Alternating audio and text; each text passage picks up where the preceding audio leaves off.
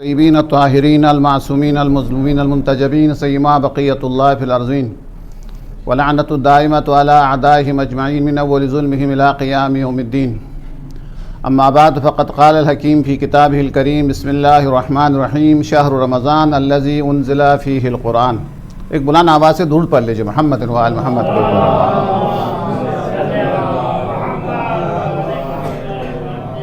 آغاز مجلس میں سورہ فاتحہ کی التماس سے تمام مرحومین کے لیے، اور شب جمعہ ہے، ہمارے مرحومین خود منتظر ہے، اپنے مرحومین کے لیے اور تمام شہداء کے لیے، اور خاص طور پر مرحوم غلام حسین مقدس جن کی تصویر سامنے ہے۔ یہ ایک بہت مقدس شخصیت ہے، اس کا تھوڑا سا ذکر کروں گا ان کے لیے اور ان کے تمام مرحوم ساتھیوں کے لیے۔ سورہ مبارک فاتحہ۔ اعوذ باللہ من الشیطان الرجیم۔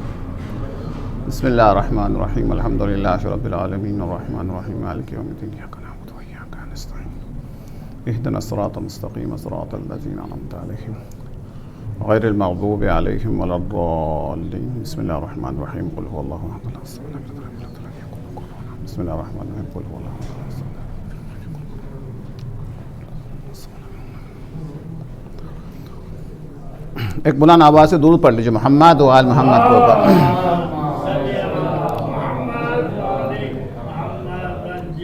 ماہ مبارک رمضان ہے، جیسے کہ آپ مختلف علماء سے سنتے رہتے ہیں، اور ظاہر ہے کہ آپ کسی چیز کو جاننے کے بعد انجام دیتے ہیں اور اس پر عمل کرتے ہیں تو اس کا ثواب بھی بہت زیادہ ہے، اس کا اجر بھی بہت زیادہ ہے، اس میں لذت بھی بہت زیادہ ہے۔ جان کے سفر کرنا، معلوم کرنے کے بعد سفر کرنا، ایک بہت جو ہے وہ ایک لذت بخش جو ہے وہ ایک زندگی ہے۔ اسلام کی حقانیت کی ایک دلیل یہ بھی ہے، بہت ساری دلائل ہیں، کہ اگر آج کے اس زمانے کے اندر اگر کسی مجلس کے بارے میں اعلان کرنا مقصد ہو، یا مجلس کے بارے میں یا میلاد کے بارے میں، تو پھر ایک ہی علاقے کے اندر بھی یہ پیغام پہنچانا آج کے اس دور کے اندر بھی بڑا مشکل کام ہے۔ لیکن اسلام کی حقانیت کی دلیل یہ ہے، ایک ایسا پورا ایک نظام، پورا ایک دین، پوری ایک شریعت جو اتنا دور مکہ میں، مدینہ میں اتنا دور، یہ نظام خود رسول کے زمانے کے اندر پوری دنیا کے اندر پھیل گیا پورا۔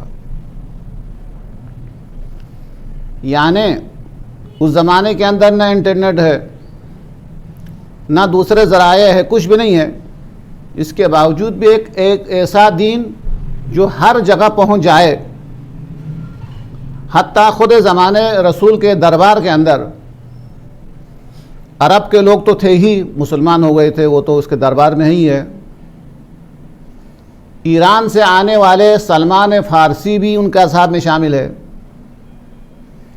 افریقہ سے آنے والے بلال حبشی بھی اس میں شامل ہے، روم یعنی یورپ سے آنے والے جناب صہیب بھی ان کے جو ہے صحابی میں شامل ہے۔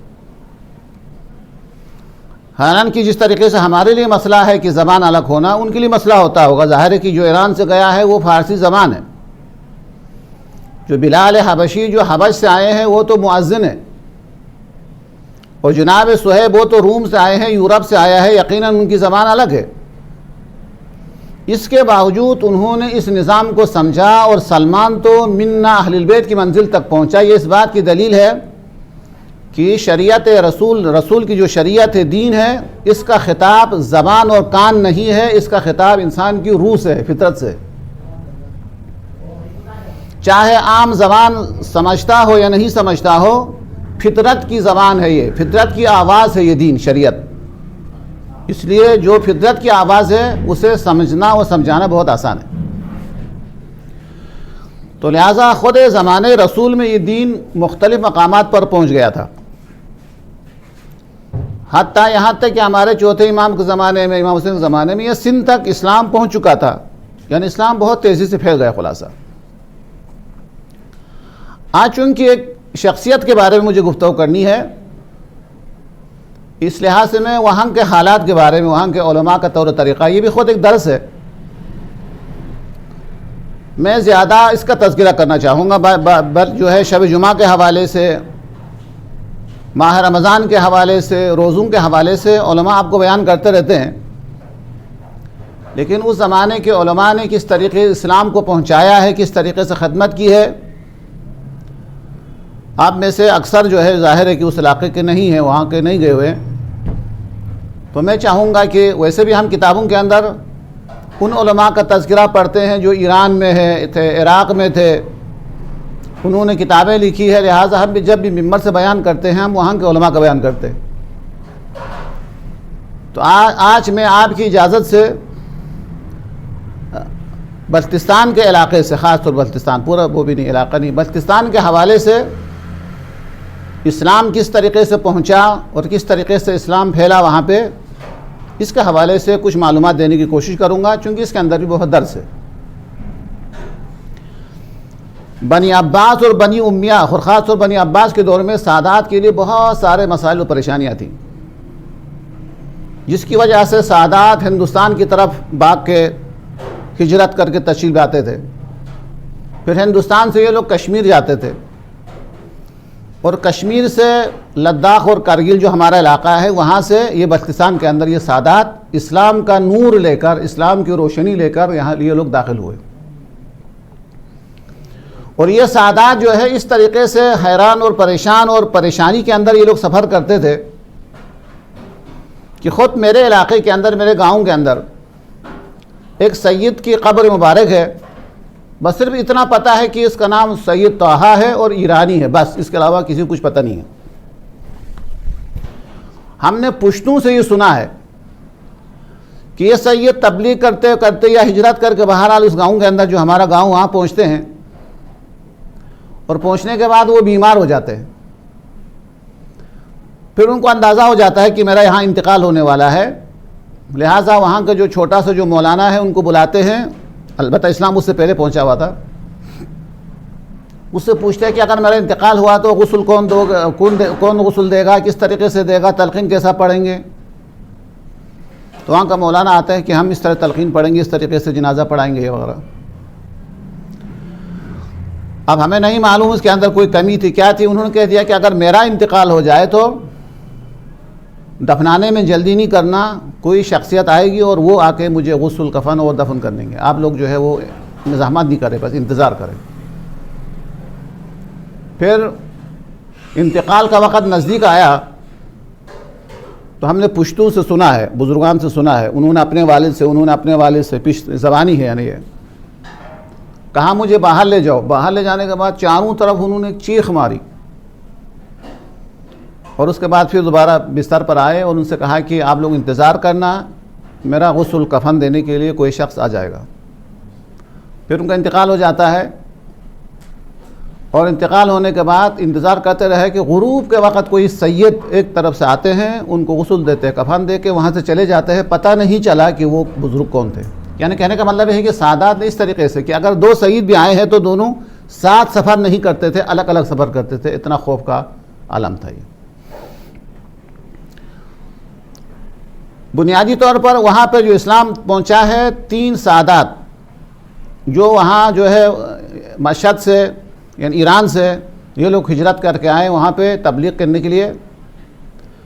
اب ان کی روش یہ بھی میں سمجھتا ہوں ہمارے لیے درس ہے، وہاں ان کے آنے سے پہلے ظاہر ہے کہ وہ تبت کا حصہ ہے، تبت خرد ہمارا علاقہ چین کے نزدیک ہے، تبت خرد ہے، تبت کا علاقہ ہے، تو وہاں بت پرست تھے، یہ لوگ بتوں کی پوجا کرتے تھے۔ تو یہ تینوں بھائی آ کے الگ الگ مقامات پر تبلیغ جا کے یہ نہیں کہتے تھے، یہ بہت اچھا طریقہ میں سمجھتا ہوں، یہ نہیں کہتے تھے کہ میں مسلمان ہوں، تم بت پرست ہو، میرا دین الگ ہے، تمہارا دین الگ ہے، میں صحیح ہوں، تم غلط ہے، یہ ان کے طریقے میں نہیں تھا۔ یہ وہ وہاں جا کے لوگوں کو کہتے تھے کہ تم لوگ کیا پڑھتے ہو اپنے خدا کے سامنے، تو پتہ تھا کہ ہم یہ پڑھتے ہیں، تو یہ نہیں فرماتے تھے کہ یہ غلط ہے، وہ ان کو سمجھاتے تھے کہ جو آپ پڑھتے ہیں وہ صحیح ہے، لیکن اس سے زیادہ صحیح یہ ہے کہ آپ حالت قیام میں یہ پڑھے، رکوع میں یہ پڑھے، سجدے میں یہ پڑھے، وہی الحمد سورہ، وہی رکوع و سجود سکھاتے تھے۔ اگر پہلا دن کہہ دے کہ تم خراب ہے میں صحیح ہوں، تم غلط ہے میں صحیح ہوں، تم الگ ہے میں الگ ہوں تو پھر دونوں ایک ہونے کا سوال ہی پیدا نہیں ہوتا ہے کہ جب پہلا ہی کہہ دیا کہ آپ جو ہے غلط ہے تو پھر آپ تھوڑی سنیں گے میری بات. تو ان تینوں نے مسلسل مختلف مقامات پر تبلیغ کی ہے. ان کو پتہ ہونا نہیں دیا ہے کہ ان کا دین تبدیل ہو رہا ہے. ان کی تائید کرتے تھے کہ جو آپ پڑھتے ہیں اپنی عبادت کے اندر وہ صحیح ہے، لیکن اس سے زیادہ صحیح یہ ہے کہ تکبیر پڑھے، رکوع سجدہ کرے. یہ طریقہ ہے. فرض کر لیں کہ بت اگر یہاں پہ رکھا ہوا ہے تو وہ اٹھا کے لے جا کے قبلے کی طرف رکھتے تھے کہ تمہارا خدا اس طرف ہونا چاہیے کر، یعنی پہلے یوں نماز پڑھتا وہ اپنی عبادت کرتے تھے، اب بت کو لے جا کے قبلے کی طرف رکھ لیا. یا اگر بت پہلے ہی سے قبلے کی طرف موجود ہے تو اس کا منہ اس طرف کر دیا. اس طریقے سے کلمہ، نماز، شریعت کے بنیادی احکام سکھاتے سکھاتے ان کو پتہ ہونا ہی نہیں دیا، اور اس طریقے سے ان کے دلوں کے اندر اسلام کا نور، اسلام کی روشنی اس طریقے سے انہوں نے پھیلا دی. اور جس کے نتیجے میں کہیں پر بھی ان کے لیے جو ہے کوئی مخالفت کرنے والا، لڑنے جھگڑنے والا، چونکہ یہ پیار اور محبت کی زبان میں لوگوں سے گفتگو کرتے تھے، اور پیار اور محبت کی زبان وہ زبان ہے کہ انسان تو کیا حیوان کو بھی اس کے ذریعے قابو میں لا سکتے ہیں. یعنی یہ لوگ تبلیغ کرتے تھے محبت کی زبان میں، انسانیت کے زبان میں. اور یہی تین سادہ جو ہے تبلیغ کرتے کرتے ابھی اس زمانے کے جو چین کے سرحد ہے وہاں تک پہنچے. واپس جاتے وقت ان کو صرف یہی سمجھا دیا ہے کہ تمہارا خدا یہ نہیں ہے جو تم نے ہاتھ سے بنایا ہے، تمہارا خدا بہت بلند ہے. بس وہی سے بت کو ہٹا دیا اور ڈائریکٹ خدا سے ان کو ملا کے چلے گئے. کتنا بہترین تبلیغ کا انداز، اور کتنے بڑے علاقے کو انہوں نے مسلمان بنا دیا. ان کو احساس بھی ہونا نہیں دیا کہ یہ مسلمان ہو رہا ہے یا اپنے مذہب کو چھوڑ رہے ہیں. اس کے بعد مختلف سعادات، اس کے بعد پھر دوسرا گروپ. اب ان کے قبر مبارک موجود ہے، ایک سکردو میں، ایک مختلف جگہوں پر ان کی نسلیں بھی موجود ہیں. تو ایک طریقہ جو ہم نے ان علماء سے سیکھا ہے وہ یہ ہے کہ اگر کسی جگہ پر بھی آپ تبلیغ کرنا چاہے، اگر یہ کہنا چاہے کہ آپ غلط میں صحیح، آپ بالباطل میں حق پہ ہوں، تو یہ کوئی بات جو ہے وہ آگے نہیں بڑھے گی. اور یہ کہنا پڑے گا ٹھیک ہے جن کو آپ مانتے ہیں وہ بڑے ہیں، لیکن جن کو ہم مانتے ہیں وہ سب سے بڑے. نہ کہ جن کو آپ مانتے ہیں وہ کچھ بھی نہیں ہے، جن کو ہم مانتے ہیں سب کچھ ہے. ایسا نہیں ہے. سب اپنی جگہ پر اللہ تبارک و تعالیٰ کی نشانی ہے، ہر ایک کا احترام ہے، ہر ایک کی عظمت ہے. یہ ہو گئی بات. اب میں آہستہ آہستہ اسی ہستی کی طرف آ رہا ہوں.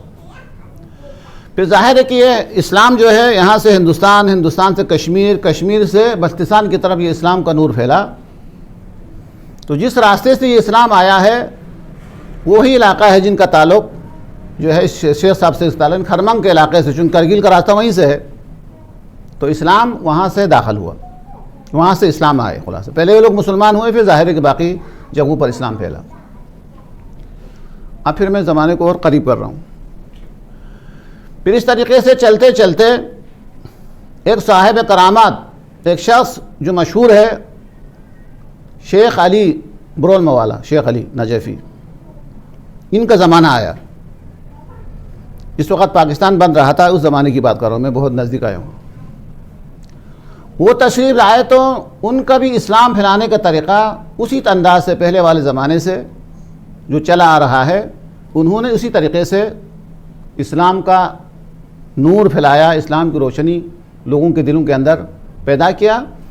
وہ ظاہر ہے کہ وہ صرف ہماری طرح کوئی جو ہے وہ عالم نہیں تھے کہ انتظار کرتے تھے کہ یہاں ممبر آ جائے، لوگ سننے کے لیے آ جائے، مائک ہو پھر ہم سنیں گے نا. ان کا طریقہ انداز یہ تھا شیخ علی مرحوم نجفی کا، برولم والا شیخ علی کا. مثال کے طور پر یہاں پہنچ گئے، پہنچنے کے بعد پہنچتے ہی آپ کیا پیش کرتے ہیں؟ یا پانی پیش کرتے یا چائے پیش کرتے، کچھ پیش کرتے ہیں. پہنچتے ہی بیٹھتے ہی شروع ہو جاتے تھے کہ دیکھو یہ گلاس ہے، یہ جگ ہے، اس کو کسی نے بنایا ہوگا، بنانے کا کوئی مقصد ہوگا، خواہ مخواہ تو نہیں بنا ہوگا، بے مقصد تو نہیں بنایا ہے. چائے پیتے پیتے یا پانی پیتے پیتے توحید کے بارے میں، خدا کے بارے میں پورا درس جو ہے وہاں پہ لوگوں کو بیان کرتے تھے. ان کے لیے ممبر کی ضرورت نہیں تبلیغ کے لیے. جہاں موجود تھے وہیں سے وہ شروع ہو جاتے تھے. اور منبر پر جب آپ وہ تبلیغ کرتے تھے تو تبلیغ کرنے کا انداز یہ نہیں تھا جیسے کہ میں بول رہا ہوں آپ سن رہے ہیں، آپ سن رہے یا نہیں بھی نہیں پتہ چلتا ہے، سو رہے آواز اور کچھ بھی نہیں پتہ چلتا ہے. ان کا انداز مجلس خطابت کا انداز بھی ان کا یہی تھا کہ میں نے جو شروع میں بیان کیا تھا وہ یہاں بیان کر رہا ہوں، دوبارہ تکرار کر رہا ہوں اس کو. ان سے پوچھتے تھے مثال کے طور پر بتاؤ حاجی صاحب اگر آپ کے ہاتھ سے دین ضائع ہو جائے، گم ہو جائے تو تم کس حد تک تلاش کرو گے؟ بتاؤ دین کی کتنی اہمیت ہے. آپ اس کو بولنا پڑتا تھا ظاہر مجلس کے اندر.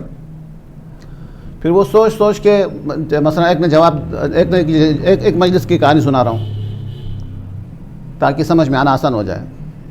مجلس کے درمیان میں کہہ دیا آپ کھڑے ہو کے بتا دو اگر آپ کے ہاتھ سے دین گم ہو جائے، دین ہاتھ سے چلا جائے تو کس حد تک تلاش کرو گے، کتنی اہمیت دو گے دین کو؟ تو وہاں کی مثال دے کے سمجھاتے ہیں جیسے کہ ہماری وہ دودھ دینے والی گائیں جو گم ہو جائے تو ہم کس گرمی سے پریشان ہو کے تلاش کرتے ہیں، ہم اسی طریقے سے بکری گم ہو جائے، گائیں گم ہو جائے تو جس طریقے سے ہم تلاش کرتے ہیں اس طریقے سے ہم دین کو تلاش کریں گے. ظاہر ہے ماشاءاللہ ماشاءاللہ. آپ بتاؤ آپ کتنی اہمیت دیتے دین کو کہ اگر آپ کے ہاتھ سے دین چلا جائے تو آج کس حد تک تم دین کو تلاش کرو گے؟ وہ کہتے تھے کہ جس طریقے سے میرا بیٹا اگر گم ہو جائے خدا نخواستہ، یا میرے ماں باپ اگر گم ہو جائے تو ہم ماں باپ کو جس سرگرمی کے ساتھ شوق کے ساتھ پریشان ہو کے ہم تلاش کرتے ہیں اسی طریقے سے ہم دین کو تلاش کریں گے. جیسے ہمارا بیٹا گم ہو گیا ہو، جیسے ہمارے بھائی گم ہو گیا ہو، جیسے ہمارے والدین گم ہو گئے ہو، ہم اس حد تک اہمیت دیں گے. ماشاءاللہ ماشاءاللہ. ہر ایک سے رائے لیتے تھے، وہ اپنے جذبات کا اظہار کرتے تھے. سب سے رائے لینے کے بعد خود اپنا نظریہ بیان کرتے تھے. وہ دودھ دینے والے گائیں کے برابر تو بہت بڑی بات ہے، والدین کے برابر دین کو اہمیت دینا تو اور بھی بڑی بات ہے. بیٹا گم ہو گیا تو پریشان ہو کے بیٹے کو تلاش کرتے اس طریقے سے میں دین کو تلاش کروں گا، یہ تو بہت بڑی باتیں ہیں، بڑا دعویٰ ہے. اگر ایک سوئی گم ہو جائے تو سوئی کے برابر بھی اگر تم دین کو تلاش کرو گے تو دین تمہارے ہاتھ سے جا ہی نہیں سکتا ہے، کیونکہ سورج اتنا روشن نہیں ہے جتنا دین پیغمبر روشن ہے. درست ہے. پھر ان کو سمجھاتے تھے کہ اگر اس دین کے اندر روشنی نہ ہوتی تو یہ دین کہاں آیا ہے اور یہاں کہاں پر ہم عمل کر رہے ہیں. یہاں پہ اس پہاڑ کے علاقے کے اندر، پہاڑی علاقے کے اندر جہاں پہ اتنے مشکلات، راستے بھی نہیں، کچھ بھی نہیں ہے. تو اس کا مطلب یہ ہے کہ دین میں بہت روشنی ہے، دین کے اندر بہت نورانیت ہے. اگر آپ ایک سوئی کے برابر بھی آپ اہمیت دے دیں تمہارے ہاتھ سے دین جا ہی نہیں سکتا ہے، گم ہو ہی نہیں سکتا ہے. اس طریقے سے لوگوں کو دین کی طرف دعوت دیتے تھے اور اسلام کی طرف لوگوں کو کیا کرتے تھے؟ راغب کرتے تھے. بہرحال خدا رحمت کرے، اس طریقے سے انہوں نے تبلیغ کی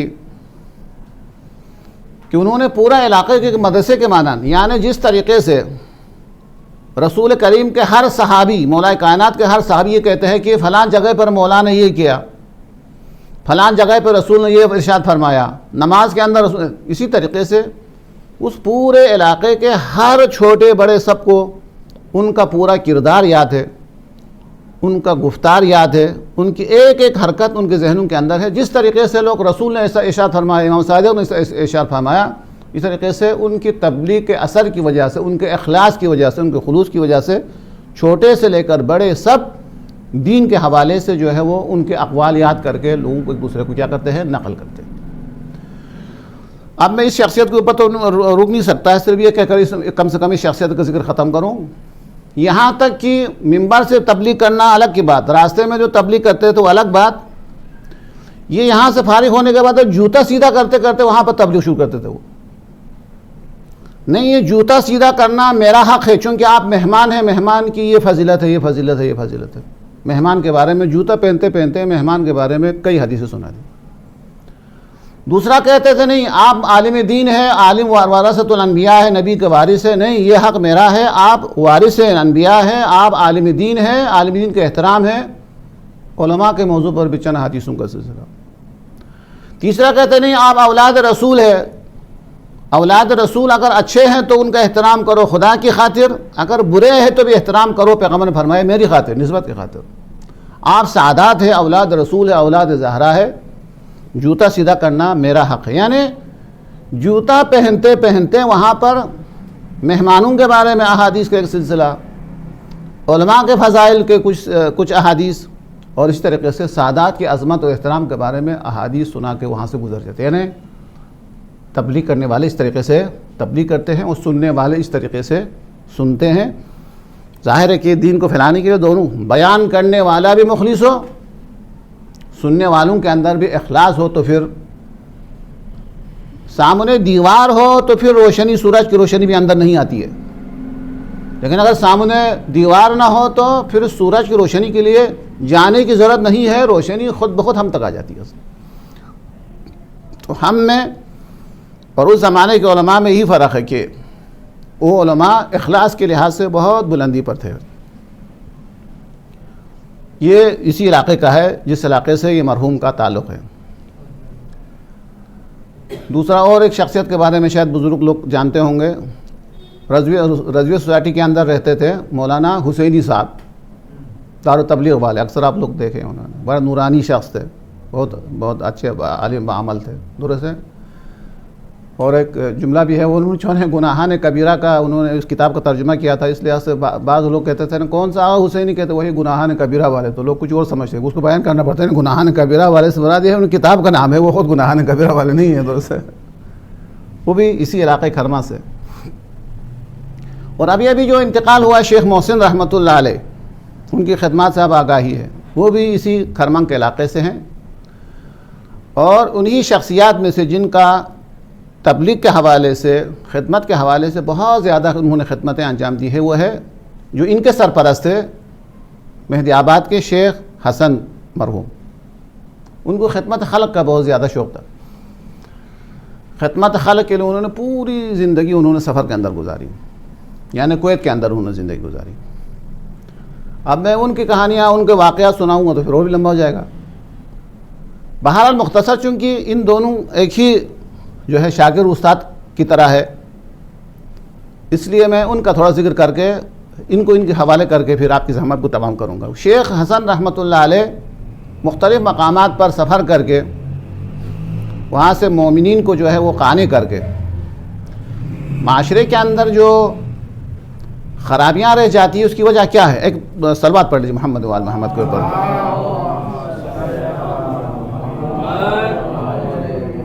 ایک دفعہ اور درود پڑھ لیجیے محمد وآل محمد کے اوپر۔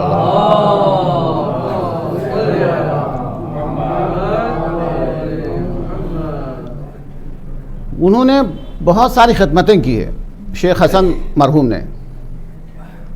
ایک تو یہ ہے کہ مولانا کا کام یہی ہے کہ مدرسہ بنانا، انہوں نے ایک مدرسہ نہیں بنایا ہے، کئی سو مدارس بنائے درست ہے۔ ان کے مدارس بہت زیادہ، حتیٰ کراچی میں بھی تھا، ابھی بند کر دی انہوں نے، اسلام آباد لے گئے۔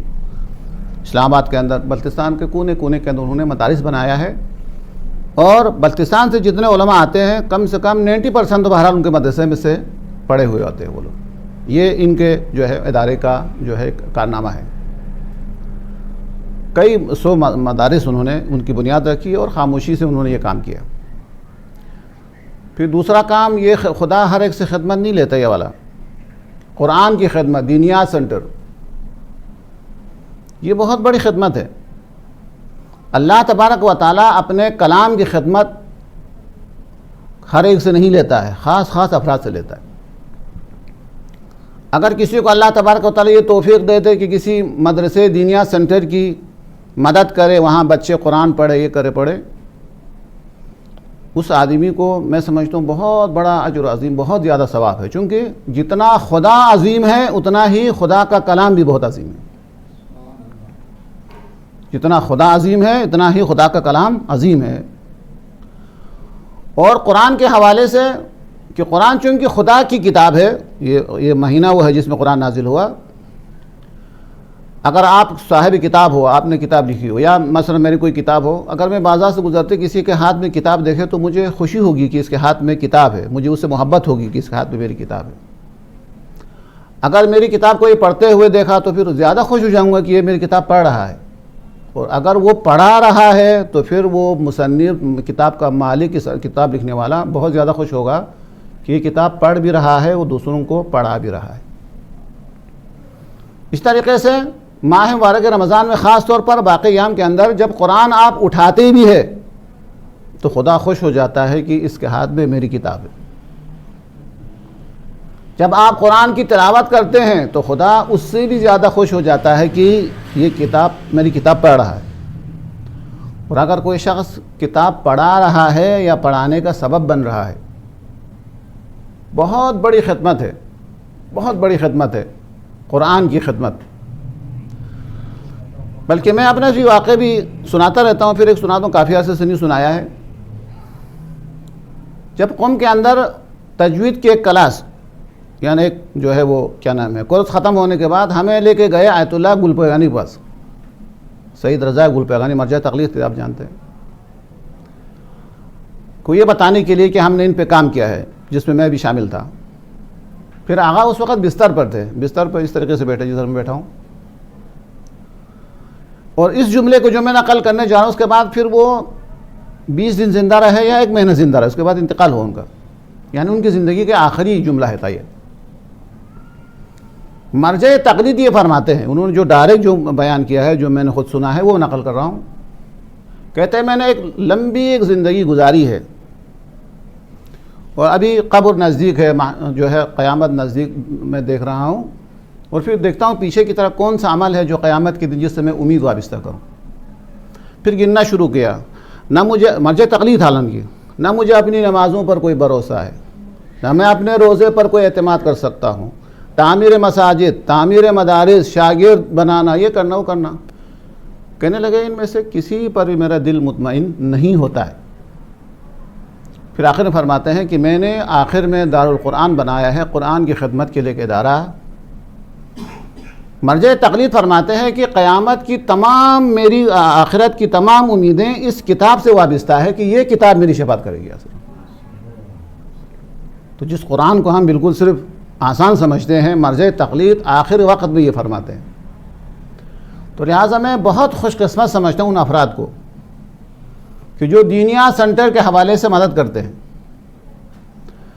پھر مدارس جو ہے وہ مدارس کے اندر تفسیر قرآن کی خدمت انجام دیتے ہیں، یا جن کو اللہ نے لکھنے کی طاقت دی ہے کہ ایک سورے کی کوئی تفسیر، کہ ایک آیت کی کوئی تفسیر لکھتا ہے، یہ بہت بڑی خدمت ہے قیامت کے دن۔ باقی سارے عمل ایک طرف، قرآن کی خدمت ایک طرف۔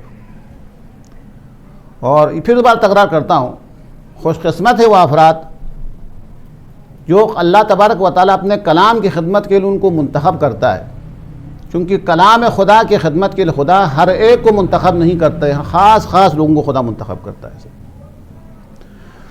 تو بہرحال جن ہستیوں کا میں ذکر کر رہا ہوں، انہوں نے ہر علاقے میں، ہر محلے کے اندر دینیا سینٹر کا ایک لامتناہی سلسلہ انہوں نے شروع کیا۔ پھر مساجد بنانے کا ایک سلسلہ، پورے علاقے کے اندر مساجد، مدارس انہوں نے بنائے۔ انہوں نے مسجد خدا کا گھر ہے، اس کی خدمت بھی اللہ تبارک و تعالی ہر ایک سے نہیں لیتا ہے جو پیسہ پاک و پاکیزہ ہو۔ غریب غربا کے لیے خدمت، خلاصہ کلام ان لوگوں کی خدمات بہت ہی زیادہ ہے۔ تو ان کا جو بنیاد گزار ہے وہ تو شیخ حسن مرحوم رحمۃ اللہ علیہ، اور جب ان کا انتقال ہوا تو انہوں نے ان کو انتخاب کیا، یہ اپنے ساتھ جو ہے لے کے جاتے تھے سفر میں، اور اس طریقے سے شیخ کے ساتھی بھی آپ سے کہہ سکتے ہیں، شیخ حسن کے شریک کار بھی کہہ سکتے ہیں، ان کا شاگرد بھی کہہ سکتے ہیں کہ یہ سارا کام انہوں نے ان سے سیکھا۔ ان کے انتقال کے بعد سے تقریباً 30 سال سے زیادہ عرصے تک انہوں نے یہ پورا نظام کو نہ فقط چلائے بلکہ بہتر طریقے سے چلائے۔ اپنے خاندان سے الگ ہو کے پوری زندگی ملت کے لیے، دین کے لیے، مذہب کے لیے انہوں نے پوری زندگی سفر کے اندر گزاری۔ بہت ہی زیادہ مقدس، بہت ہی زیادہ مخلص، خلوص کے لحاظ سے جب آپ ان کے پاس بیٹھ جاتے تو آپ کو اندازہ ہو جاتا تھا کہ یہ خلوص کا ایک مجسمہ ہے، پہاڑ ہے خلوص کا۔ اور اتفاقاً اس سال جو ہے ایک دفعہ نہیں 2 دفعہ ملاقات ہوئی ان سے۔ ایک تو اکتوبر نومبر میں خصوصی ان سے ملاقات کے لیے گیا تو پتہ چلا پوری زندگی کویت میں رہنے والا شخص، اس کا گھر وہی پرانے زمانے کا گھر، نہ گھر کی طرف جانے کا کوئی راستہ، گاڑی بھی نہیں پہنچتی وہاں پہ، اور حالانکہ ان کا پاؤں ٹوٹا ہوا تھا، اس کے باوجود ایک سادہ گھر کے اندر اس نے کچھ بھی نہیں بنایا ہے۔ اور آپ یقین کیجئے کہ میں خود جو ہے سکردو سے تقریباً 2 گھنٹے کا راستہ ہے، وہاں پہ اس نیت سے میں ان کی زیارت کے لیے گیا تھا، یہ سوچ کے گیا تھا انشاءاللہ اللہ تبارک و تعالی اس ماہ رمضان کے اندر میرے اس گمان کو حقیقت میں تبدیل کرے گا۔ میں یہ سوچ کے گیا تھا کہ میں ایک ایسے شخص سے ملاقات کے لیے جا رہا ہوں جو یقیناً اہل جنت ہے، اگر یہ جنت میں نہیں جا سکتے ہیں تو پھر کوئی بھی نہیں جا سکتا ہے۔ اتنی خدمتیں، پھر دوبارہ گنتا ہوں، مدارس کے حوالے سے خدمتیں، دینیا سنٹر کے حوالے سے، مساجد کے حوالے سے، حسینیہ و امام بارگاہ کے حوالے سے، غریب غربا کی اور یتیموں کے حوالے سے، میرے خیال میں 300-400 بچے ان کے مختلف یتیم خانوں میں بچے پڑھے ہیں۔ اور اس سال گیا تھا تو وہ باتوں کے اندر ایک ذکر آیا تھا، تو کہتا ہے کہ ایئرپورٹ پہ جو ہے کوئی شخص سے ملاقات ہوئی کہ وہ فوج کے کرنل تھے، اور ان کے منہ سے نکل گیا، وہ خود کہتے ہیں منہ سے ایسے بے اختیار نکل گیا کہ ہم نے آپ کے یتیم خانے میں پڑھا ہے۔ یعنی ان کو پڑھائی کر کے جو ہے مختلف محکمے میں پہنچا کے 200-300 سے اوپر بچے ہیں ان کے، تو ان کی خدمات بہت زیادہ ہے۔ تو میں عرض کر رہا تھا اس سال اکتوبر کے اندر، اکتوبر کے آخر میں، نومبر اور اکتوبر کے شروع ہفتے کے میں 2-3 تاریخ کو میں ان کی زیارت کے لیے اس ارادے سے میں گیا تھا، یہ سوچ کے گیا تھا کہ میں ایک ایسے شخص سے ملاقات کے لیے جا رہا ہوں، باقی فیصلہ سنانے والا تو پروردگار ہے، ہماری نگاہوں کے اندر یہ اہل جنت ہے، اور اگر یہ بھی جنت میں نہیں جائیں گے تو پھر تو شاید کوئی بھی نہیں جا سکے گا، کیونکہ بہت ہی زیادہ پرہیزگار، بہت ہی تقوی والے آدمی تھے۔ اور پھر اللہ تبارک و تعالی دل کا حال جاننے والا ہے کہ ابھی شیخ محسن رحمۃ اللہ علیہ کی برسی کے اندر میں گیا تھا، وہ جب میں نے سنا کہ وہ بیمار ہو کے اسلام آباد آئے ہیں، میں ایڈریس پوچھ ہی رہا تھا کہ بھائی میں اس شخص سے اس ارادے سے ہمیشہ ملتا ہوں کہ یہ اہل جنت ہے، میں اہل جنت سے ملاقات کے لیے جا رہا ہوں، اب مجھے ایڈریس بتا دے تاکہ میں جا کے 1 دن کے لیے گیا ہوں وہاں جا کے زیارت کروں۔ اور آپ یقین کیجئے کہ ابھی اس طرح ارادہ کر کے 2 گھنٹے بھی نہیں ہوئے تھے، وہ برسی میں شرکت کے لیے خود وہیں تشریف لائے، وہ اتفاقاً خود میرے کمرے کے اندر تشریف لائے 2 روز۔ پر ان کی عمر تو ماشاءاللہ بہت اچھی خاصی عمر تھی، لیکن اس کے باوجود بھی ہر زبان پر ہر ایک کے لیے دعائے خیر، ہر ایک کے لیے اچھائی کے بارے میں گفتگو، نہ کوئی غیبت، نہ کوئی تہمت، نہ کوئی توہین، ایک پاکیزہ ترین افراد میں یہ شخص جو ہے وہ شامل تھے جو میں سمجھتا ہوں۔ اور ظاہر ہے کہ جب انسان زبان کھولتا ہے تب پتہ چلتا ہے کہ اندر خوشبو ہے یا گندگی ہے، درست ہے؟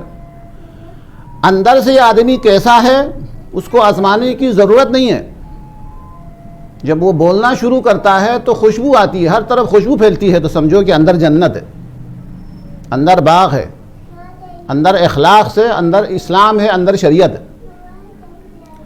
لیکن زبان کھولتے ہی توہین ہے، اذیت ہے، طعنے ہیں، لوگوں کو اذیت دینے والے جملے ہیں، تو سمجھو وہ جہنم تو ادھر ہے ہی ہے، اس کے اندر بھی ایک جہنم ہے۔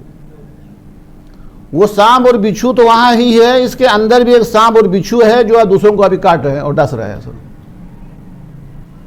تو یہ ان افراد سے مل کر بھی انسان، باقی کتابوں کے اندر جو کچھ ہے اپنی جگہ پر، اپنے زمانے کے اندر بھی اس قسم کے نیک لوگ افراد موجود ہیں جن کی وجہ سے ہمارے اتنے بڑے بڑے گناہوں کے باوجود بھی اللہ عذاب نازل نہیں کرتا، ان کی وجہ سے اللہ تبارک و تعالی ابھی بھی رحمتیں نازل فرماتا ہے، ان کی برکات سے اللہ تبارک و تعالی ابھی بھی ہمارا خیال رکھتا ہے۔ تو پھر ہمیں کیا چاہیے؟ اگر ہم نیک نہیں ہے تو کم سے کم نیک افراد سے محبت دل کے اندر رکھیں، اگر ہم نیک نہیں ہے تو نیک لوگوں سے قربت رکھے، ان کی صحبت میں رہے، تاکہ نیک لوگوں کے ساتھ ایک نسبت قائم ہو جائے۔ تو بہرحال میں نے چند منٹ آپ کا لے لیا، میرا مطلب یہ بھی نہیں ہے کہ بس یہی ایک ہی آدمی تھے اور یہ دنیا سے چلے گئے، معاشرے کے اندر بہت سارے ایسے لوگ موجود ہوں گے۔ اور آج کے اس درس کا اختتام اسی جملے کے اندر جو حدیث کے اندر آیا ہے، کسی حقیر سے حقیر آدمی کو حقیر نہ سمجھنا، ہو سکتا ہے یہی خدا کا ولی ہو۔ ایک اصول اگر آپ یہاں لے کے چلے تو ہمارا گھر بھی، ہمارا کاروبار بھی، ہمارا معاشرہ بھی اچھا رہے گا۔ گھر کے اندر ایک حقیر سے حقیر کو حقیر نہ سمجھو، ہو سکتا ہے آپ کے گھر کے اندر رحمتیں اسی کی وجہ سے آ رہی ہو۔ کاروبار کے اندر ایک حقیر سے حقیر آدمی کو حقیر نہ سمجھو، ہو سکتا ہے کاروبار اس کی برکت سے چل رہا ہو۔ معاشرے کے اندر حقیر سے حقیر افراد کو حقیر نہ سمجھو، ہو سکتا ہے وہی خدا کا ولی ہو۔ اب بات آ ہی گئی ہے تو ایک قصہ بھی سنا دیتا ہوں، اگر آپ تھکے نہیں ہے تو ایک بلند آواز سے ایک درود پڑھ لیجیے، محمد و آل محمد۔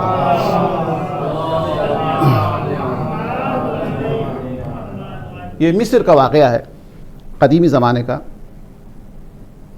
اور بڑا لطف والا جو ہے وہ واقعہ ہے۔ ایک شخص اس زمانے کے اندر جو غلام اور آقا کا زمانہ تھا، کہتا ہے کہ ایک شخص کہتا ہے کہ میرے غلاموں میں سے ایک غلام تھا جس کو میں سب سے زیادہ حقارت کی نگاہ سے دیکھتا تھا، اس کے ہر کام کے اندر مجھے عیب نظر آتا تھا، اس کی ہر گفتگو کے اندر مجھے جو ہے خرابی نظر آتی تھی، یعنی میری نظر میں اس کی کوئی اہمیت نہیں۔ یہ شخص آخر عمر میں کسی سے گفتگو نہیں کی اور خاموش رہ کے حج سے واپس آئے اور خاموش رہ کے دنیا سے چلا گیا، اور کسی کو نہیں بتایا کہ یہ خاموشی کا راز کیا ہے، وجہ کیا ہے۔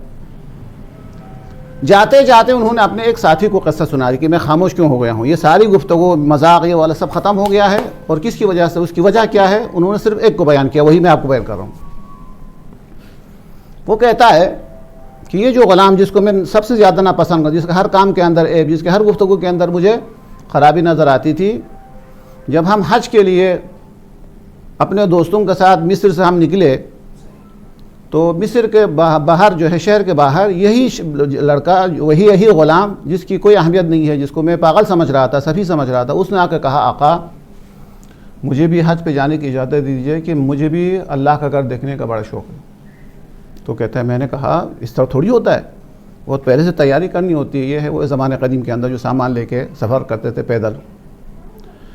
تو کہتا ہے کہ میرے غلام نے کہا، جس کو میں سفیہ سمجھتا تھا، جس کو میں سب سے زیادہ کمتر سمجھتا، اس نے کہا آقا آپ آقا ہیں، مجھے آپ کی فقط اجازت چاہیے، ورنہ جو پروردگار آپ کو وسائل کے ذریعے وہاں پہنچا سکتا ہے وہ مجھے کسی اور طریقے سے بھی خانہ کعبہ پہنچا سکتا ہے، آپ مجھے صرف اجازت چاہیے۔ کہتا ہے کہ میں اپنے دوستوں کا تو اتنا مست تھا، پھر تم خود آ جانو گے ایسے۔ میں نے کہا ٹھیک ہے، میرے اجازت، تم آ جاؤ۔ یہ کہا اور ہم نے سفر اختیار کیا، لیکن کہتے ہیں مکہ میں پہنچنے کے بعد میں نے دیکھا کہ یہ میرا غلام مجھ سے پہلے مکہ پہنچا ہوا تھا،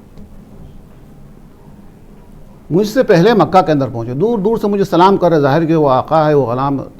میں اپنے دوستوں کے ساتھ مذاق میں، ہنسی مذاق میں، اس میں لگا ہوا ہوں، تو میں بھی اتنا بدبخت، میں نے پوچھنے کی بھی کوشش نہیں کہ یہ کیسا گیا۔ بہرحال وہ دور سے سلام کرتا تھا، میں جواب دیتا تھا، اپنے دوستوں کے ساتھ حج بھی کر رہا ہوں، مذاق بھی کر رہا ہوں اپنے دوستی کی طرف۔ ہم نے حج مکمل کیا اور مدینہ سفر کے لیے گیا، مدینہ کے نزدیک پہنچا تو پھر ہم مذاق کر رہے تھے، اتنے میں غلام داخل ہو گئے ہمارے خیمے میں۔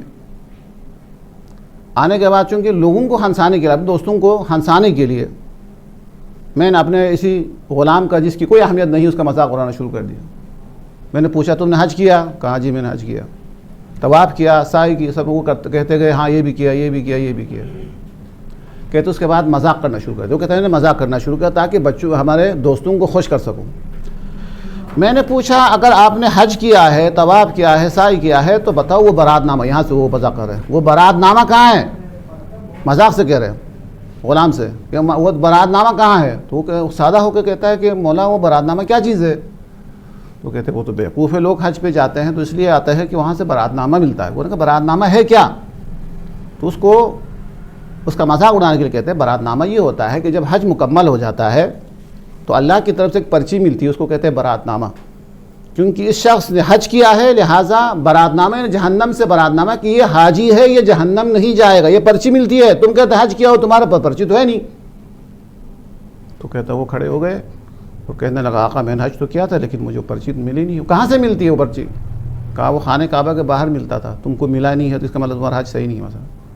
کہتا ہے پھر تو میں مدینہ نہیں جاؤں گا، میں تو وہ پرچی لینے جاؤں گا۔ کروں وہ خیمے سے نکل گئے، ہم اس کی بیوقوفی پر ہنس کے مذاق اڑا کے بیٹھ گئے۔ کہتے ہیں آپ یہاں سے، اس کو کہتے ہیں کہ آپ وہاں میری آنکھ کھلی۔ جب ہم مدینہ کے اندر داخل ہونا چاہتے تھے اتنے میں میرا غلام آیا اور ہاتھ میں پرچی، واقعاً پرچی لے کے آیا۔ دیکھا تو اس پہ لکھا ہوا ہے کہ ہذہ برات من اللہ تعالی، یہ خدا کی طرف سے برات نامہ ہے اس شخص کے لیے کہ اس نے حج بیت اللہ کیا ہے، یہ جہنم کے نزدیک بھی نہیں جائے گا، جہنم سے یہ آزاد ہے۔ اب یہ آدمی یہ شخص کہتا ہے کہ یہ کہہ کر مجھے دیا کہ آقا یہ کہیں مجھ سے گم نہ ہو جائے، یہ اپنے برات نامہ کے ساتھ میرا برات نامہ بھی ساتھ رکھ لیجئے، اور جب میرا انتقال ہو جائے تو آپ اس کو میرے کفن میں ڈال دینا۔ اس کے خیال کے اندر میرے پاس برات، چونکہ میں کہہ چکا ہوں میرے پاس برات نامہ ہے، تو یہ کہہ کر اس نے مجھے یہ برات نامہ میرے ہاتھ میں دیا۔ تو میں نے پوچھا یہ آپ کو ملا کہاں سے؟ تو انہوں نے کہا آقا میں دوبارہ واپس گیا خانہ کعبہ، اور خانہ کعبہ کے دروازے کو تھام کر خدا سے شکایت کی، پروردگار پیسہ والوں کو برات نامہ دے دیا، مجھے غریب و غلام کو تو نے کیوں برات نامہ دے دیا؟ میں نے حج کیا تھا، سب کچھ صحیح کیا تھا کہ برات نامہ سب کے پاس ہے، میرے پاس کیوں نہیں ہے؟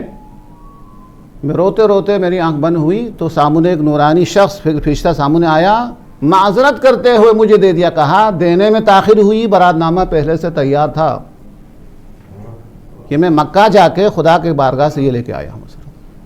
وہ کہتا ہے بس اس دن سے میری ساری ہنسی، سارا مذاق سب کا سب ختم ہو گیا۔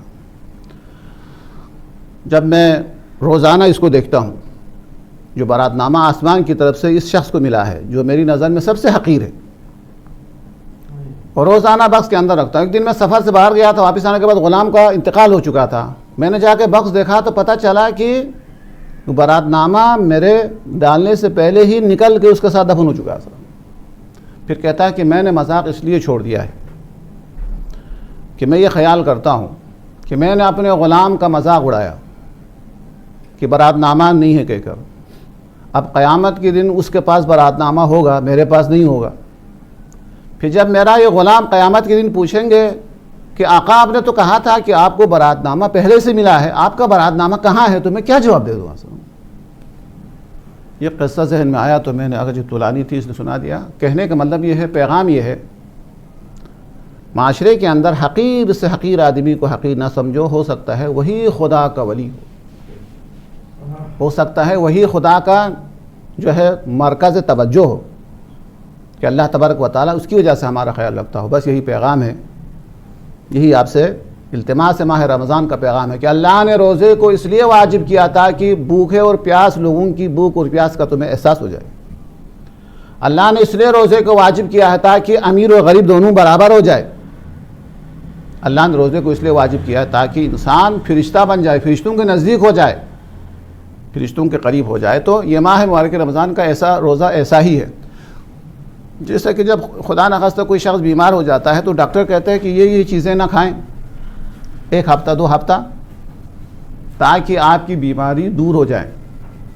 تو اللہ تبارک و تعالیٰ نے آپ کو ہمیں 1 مہینہ روزہ رکھنے کا حکم دیا ہے تاکہ گناہ کی بیماری ہم سے دور ہو جائے، نفس امارہ کی جو بیماری ہم سے دور ہو جائے۔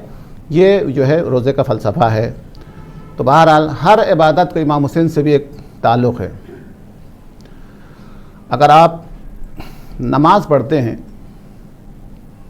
تو بقول شاعر کے کہ جائے نماز فرش عزا میں بدل گئی، یاد آ گیا سجدہ حسین کا سجدہ یاد آتا ہے۔ نماز جب آپ پڑھتے ہیں تو نماز کا تعلق حسین سے ہے، جب بھی آپ سجدہ کرتے ہیں تو حسین کا سجدہ یاد آتا ہے، بیمار کربلا کا سجدہ آپ کو یاد آتا ہے، شام غریبان کی عبادت آپ کو یاد آ جاتی ہے۔ تو جب بھی نماز پڑھے تو نماز کا تعلق، اشہد انک قد اقمت الصلاۃ، میں گواہی دیتا ہوں کہ آپ نے نماز قائم کی۔